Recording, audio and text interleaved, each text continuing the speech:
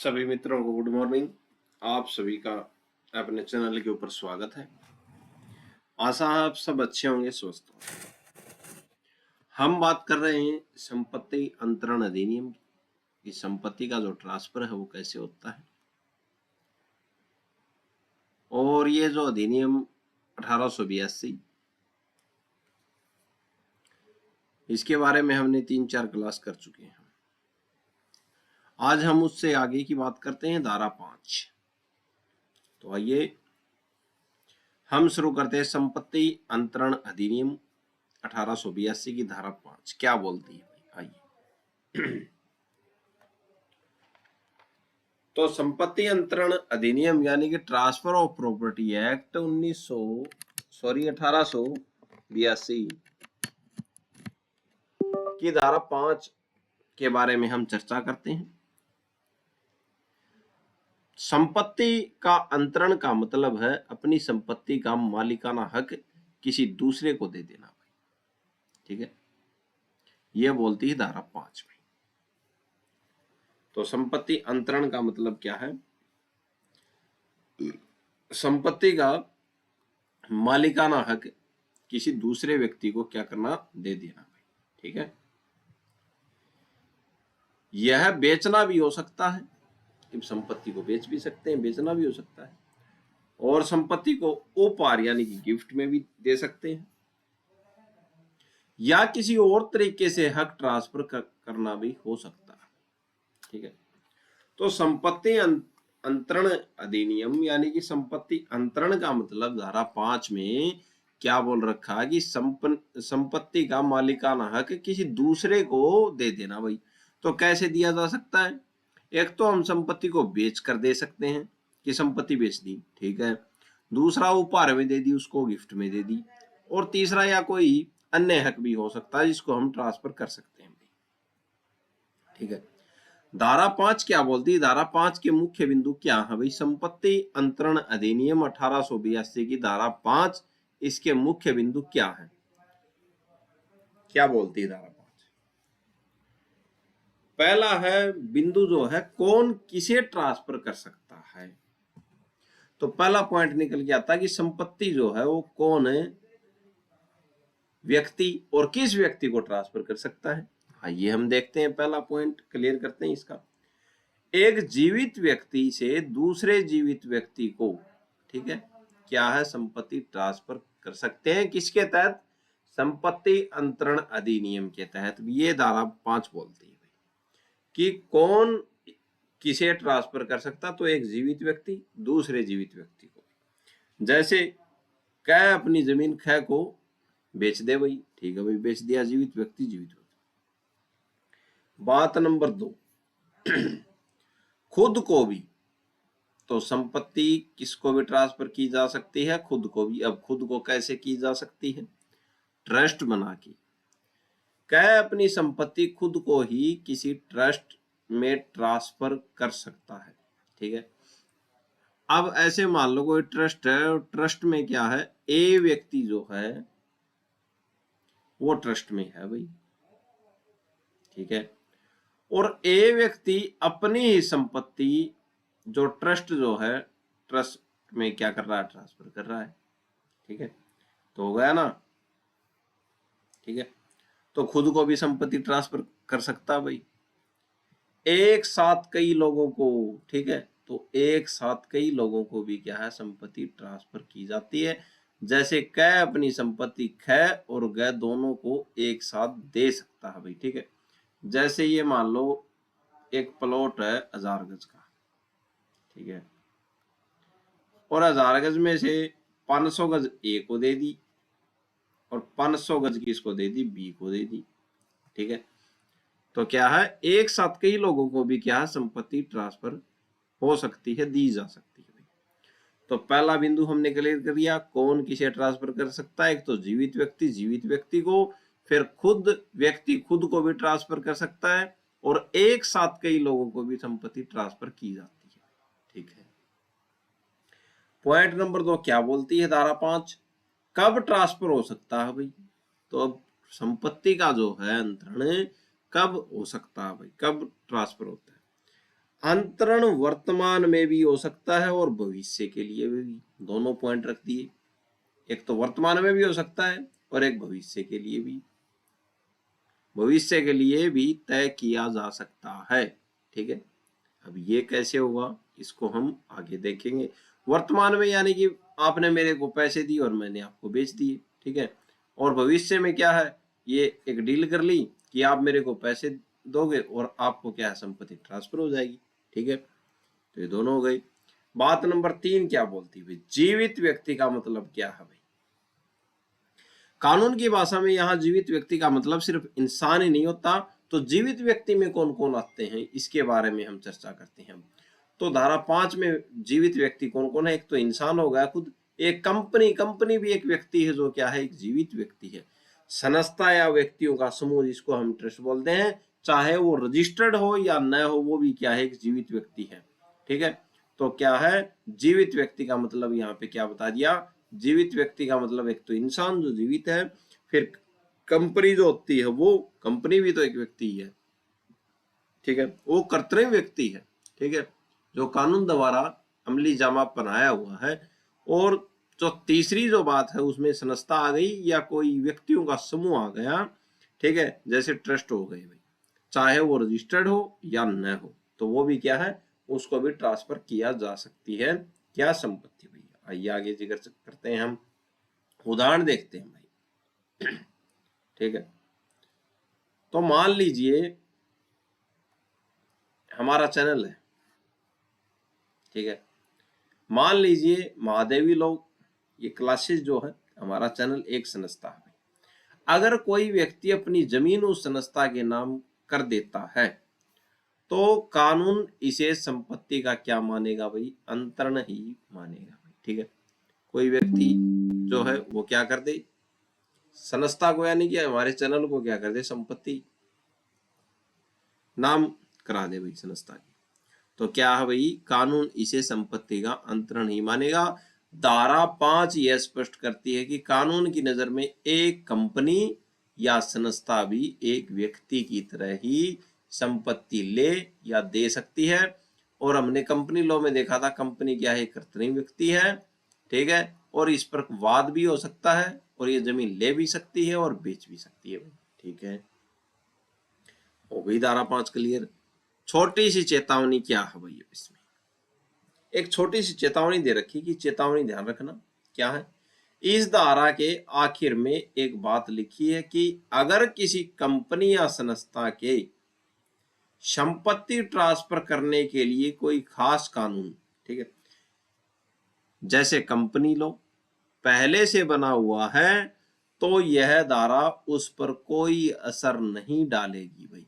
यानी उन संस्थाओं को अपने विशेष नियमों का पालन करना ही होगा।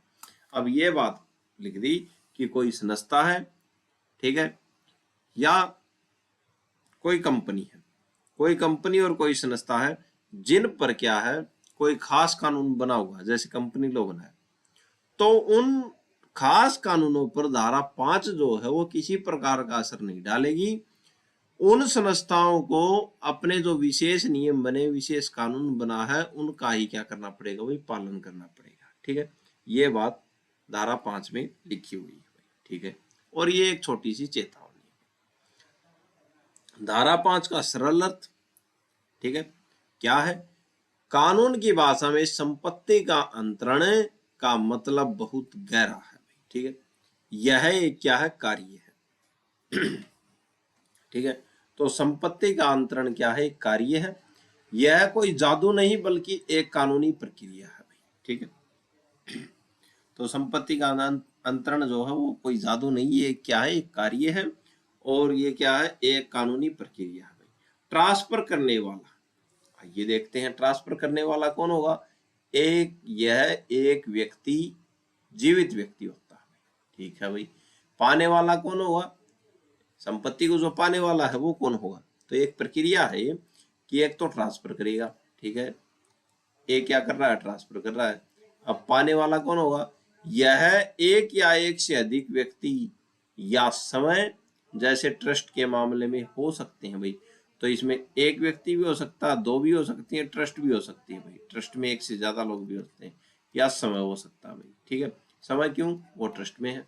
ठीक है, फिर समय का बंधन नहीं है, आप आज वर्तमान में भी संपत्ति ट्रांसफर कर सकते हैं और यह भी तय कर सकते हैं कि संपत्ति किसी को भविष्य में मिलेगी भाई। ठीक है, तो इसमें समय क्या नहीं है भाई, पाबंद नहीं है भाई। ठीक है, तो आप वर्तमान में भी ट्रांसफर कर सकते हैं और भविष्य के लिए भी आप बोल सकते हैं कि भविष्य में मिलेगी आपको भाई। पूरा करना भाई, जैसे ही यह कार्य कानूनी तरीके से संपन्न होता है, हम कहते हैं कि संपत्ति का अंतरण हो गया। ठीक है, तो पूरा करना, जब भी ये कार्य पूरा होता है, ठीक है, तो हम क्या कहते हैं कि संपत्ति का क्या हो गया, अंतरण हो गया। तो ये कार्य है, ये एक प्रक्रिया है, किसको, संपत्ति को क्या है, ट्रांसफर करने की। ठीक है, आगे चर्चा करते हैं। 5 प्रकार के मुख्य हस्तांतरण हैं, इनके बारे में हम चर्चा करते हैं। कानून की नजर में संपत्ति का अंतरण सिर्फ वही है जो धारा 5 की शर्तों को पूरा करेंगे। इसमें मुख्य रूप से 5 तरीके आते हैं जिन्हें 2 भागों में बांटा जा सकता है। ठीक है, तो क्या है, 5 प्रकार के मुख्य हस्तांतरण है भाई। ठीक है, कानून की नजर में जो संपत्ति अंतरण जो है वो सिर्फ वही है जो धारा किसमें है, धारा 5 की शर्तों को क्या करे भाई, पूरा करे। ठीक है, आइए देखते हैं। पूर्ण स्वत का अंतरण, ये क्या है भाई, पहला है पूर्ण स्वत का अंतरण। इसमें मालिक का हक पूरी तरह दूसरे को चला जाता है, यानी कि पूर्ण कर दिया भाई, पूर्ण हक ही किसी दूसरे को दे दिया। ठीक है, कैसे दिया जाएगा, एक तो विक्रय, यानी कि वो बेच दी भाई वो संपत्ति, पैसे के बदले मालिकाना हक बेचना भाई। ठीक है भाई, पूर्ण स्वत अंतरण कर दिया, पूरा हक दे दिया भाई दूसरे व्यक्ति को। कैसे दे दिया, या तो बेच दिया संपत्ति को, या संपत्ति को क्या कर दिया, दान, बिना किसी पैसे के स्वेच्छा से हक देना, हक दे दिया भाई संपत्ति तेरी। ठीक है, तीसरा विनियम, एक संपत्ति के बदले दूसरी संपत्ति लेना, यानी कि अदला बदली करती हुई संपत्ति। ठीक है, कि तुम्हारे पास ये संपत्ति मेरे को दे दो और मेरे वाली आप ले लो, अदला बदली कर दी भाई। सीमित सीमित स्वतव का अंतरण। ठीक है, तो ये तो क्या था, ये था पूर्ण स्वतव का अंतरण। ठीक है, पूर्ण स्वतव का अंतरण जो है, इसमें मालिक का हक पूरी तरह से दूसरे को चला जाता है।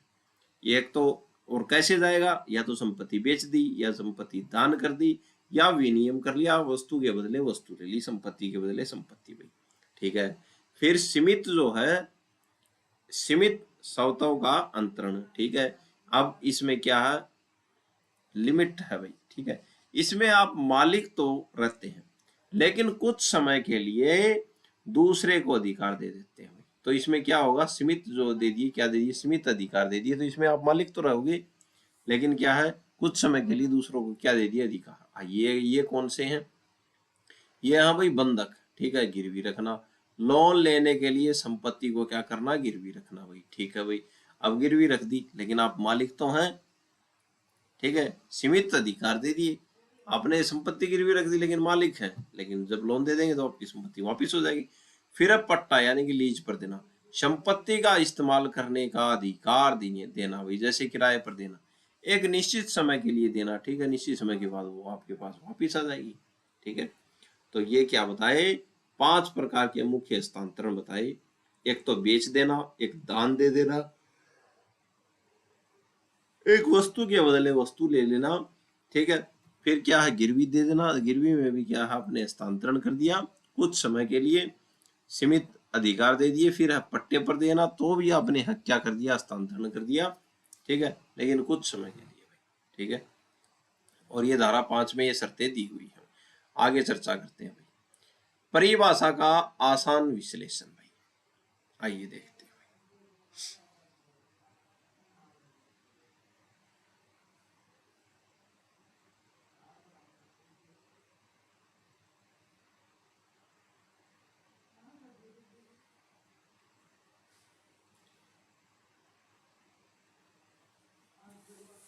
आइए देखते हैं भाई परिभाषा का आसान विश्लेषण।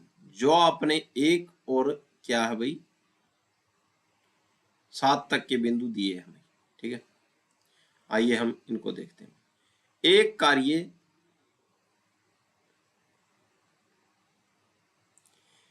एक कार्य एक कार्य क्या है भाई, यह एक कानूनी प्रक्रिया है, न कि कोई मौखिक दावा भाई, ठीक है। तो क्या संपत्ति का जो अंतरण जो है ये क्या है, कानूनी प्रक्रिया है, न कि कोई मौखिक दावा। फिर है जीवित व्यक्ति, ठीक है। जीवित व्यक्ति क्या, ट्रांसफर करने वाला भी जीवित होना चाहिए और पाने वाला भी होना चाहिए। कानून की नजर में संपत्ति, संस्था और आदि जीवित व्यक्ति ही है भाई। फिर क्या, पाने वाला कोई दूसरा व्यक्ति हो सकता है या कभी कभी खुद व्यक्ति, जैसे खुद के लिए ट्रस्ट बनाना भाई, ठीक है भाई। समय, यह आज भी हो सकता है और भविष्य के लिए भी तय किया जा सकता है। संपत्ति, यह अचल संपत्ति होनी चाहिए जैसे जमीन या मकान भाई, ठीक है।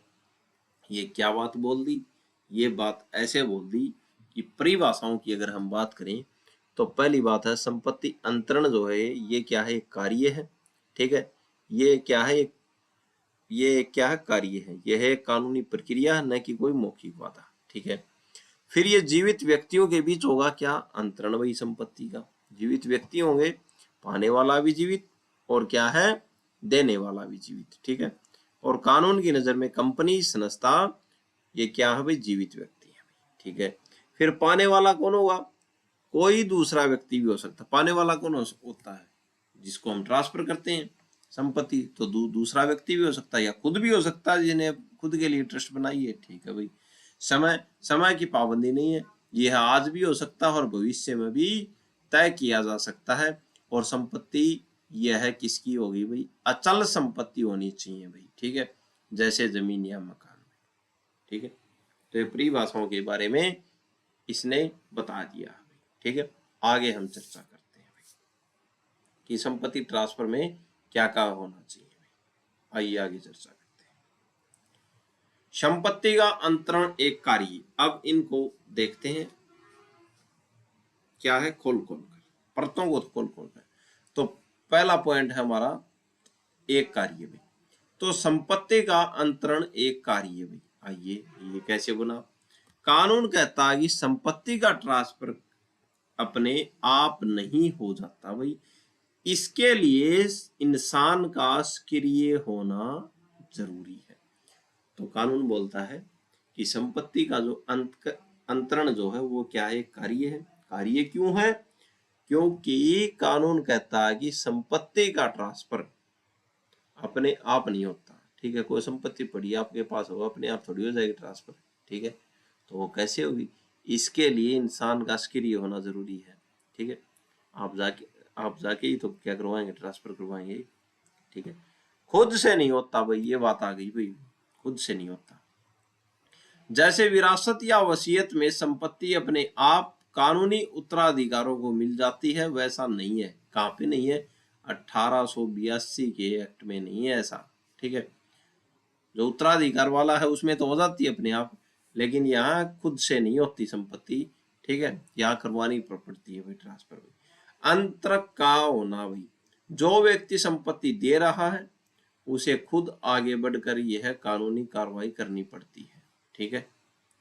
प्रभाव भाई, जैसे ही यह कानूनी प्रक्रिया यानी कि प्रक्रिया का मतलब कार्य पूरी हो जाती है, पूरी होता है, जैसे ये कार्य पूरा हो जाता है, ये प्रक्रिया जो क्या है, अंतरण की प्रक्रिया, संपत्ति का मालिकाना हक एक व्यक्ति से दूसरे व्यक्ति के पास क्या हो जाता है भाई, चला जाता है, ठीक है, चला गया भाई।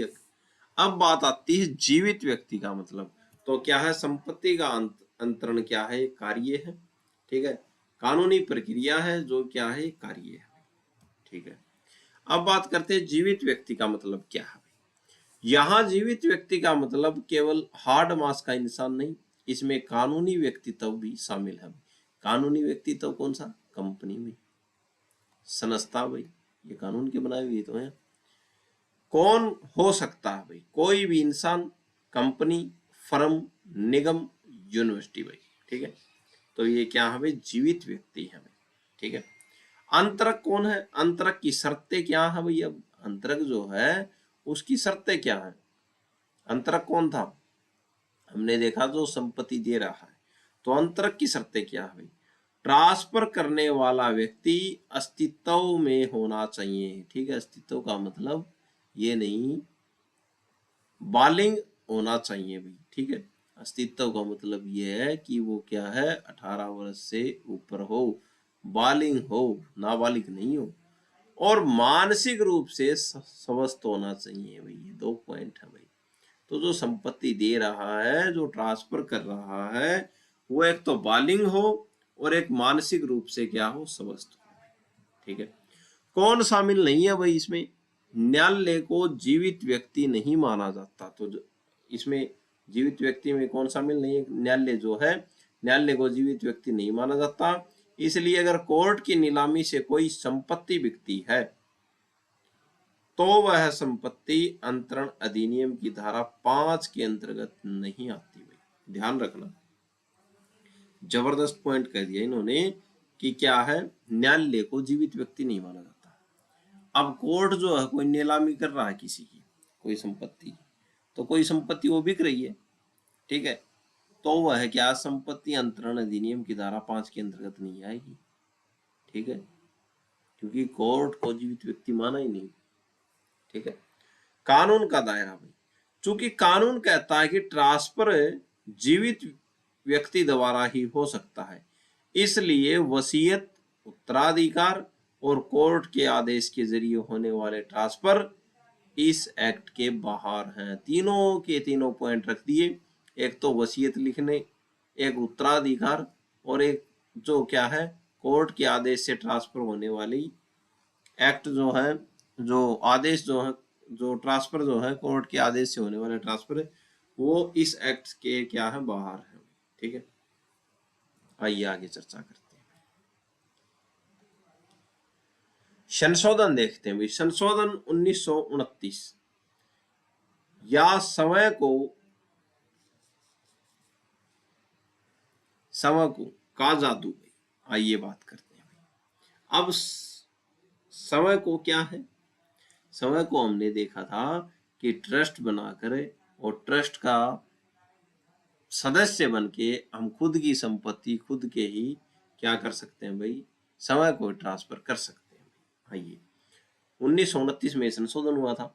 1929 से पहले कोई भी व्यक्ति अपनी संपत्ति खुद को नहीं दे सकता था भाई। ठीक है, क्योंकि लेने और देने वाला एक ही व्यक्ति नहीं हो सकता था भाई। ठीक है भाई, अब क्या हुआ फंडा? बदलाव भाई 1929 में कानून में या समय को शब्द जोड़ा गया। ठीक है, तो कौन सा शब्द जोड़ा गया? समय को, यानी कि समय को भी क्या संपत्ति ट्रांसफर कर सकते हैं। इसका फायदा क्या है? अब आप अपनी संपत्ति का मालिक खुद बने रहकर भी उसे एक न्यास यानी कि ट्रस्ट या वक्फ के रूप में बदल सकते हैं। ठीक है, उदाहरण देखते हैं। आप अपनी संपत्ति के मालिक थे, अब आप खुद को ही उसका क्या मानते, उसका न्यासी या मुतवल्ली नियुक्त कर सकते हैं भाई। ठीक है, यानी संपत्ति कागज पर एक संस्था की हो गई और आप उसके क्या बन गए भाई? प्रबंधक बन गए। ठीक है भाई, हो गई। आगे हम चर्चा करते हैं हस्तांतरण। हस्तांतरण का अर्थ देखते हैं। नया हक मिलना, इसको बोलते हैं क्या? हस्तांतरण।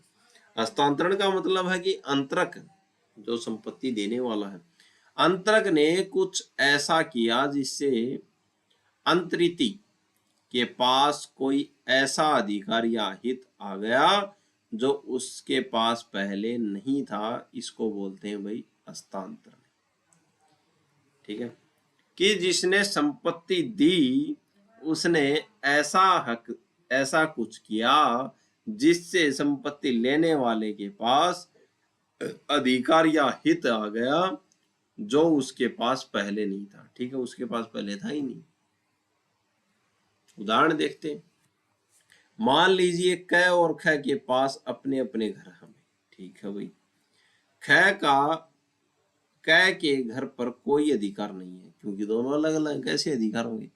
जब कै अपना घर खै को बेचता या दान करता है तो खै को उस घर का मालिकाना हक मिल जाता है। यह जो हक का मिलना है यही क्या भाई, हस्तांतरण है भाई। ठीक है, तो कई बार पूछ ले, प्रश्न बन जाए हस्तांतरण क्या है, तो आप ध्यान रखना भाई। ठीक है, कसौटी की बात करते हैं भैया। यह कैसे पता चलेगा कि ट्रांजैक्शन यानी कि अंतरण है या नहीं? बहुत आसान है। क्या इस काम को सामने वाले को कोई नया अधिकार मिला है? अगर जवाब है हाँ तो वह संपत्ति का अंतरण है। अगर कोई नया अधिकार नहीं मिलता तो वह अंतरण नहीं है भाई, ध्यान रखना भाई। अगर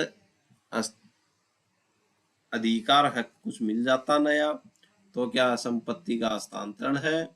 अगर अधिकार हक नहीं मिलता तो हस्तांतरण नहीं है भाई। ठीक है, आगे चर्चा करते हैं। महत्वपूर्ण कानूनी पॉइंट है। अंतरक के पास अधिकार होना चाहिए। अंतरक कौन है? जो संपत्ति दे रहा है। अंतरक के पास अधिकार होना जरूरी है भाई। कै केवल वही अधिकार ख को दे सकता है जो खुद कै के पास हो। ये बहुत इंपॉर्टेंट पॉइंट है। ठीक है, अंतरक के पास अधिकार होना जरूरी है। अब अंतरक के पास, देने वाले के पास संपत्ति नहीं होगी तो अधिकार कैसे ट्रांसफर हो जाएगा? ये बात बोली जा रही है कि कै केवल वही अधिकार ख को दे सकता है जो खुद कै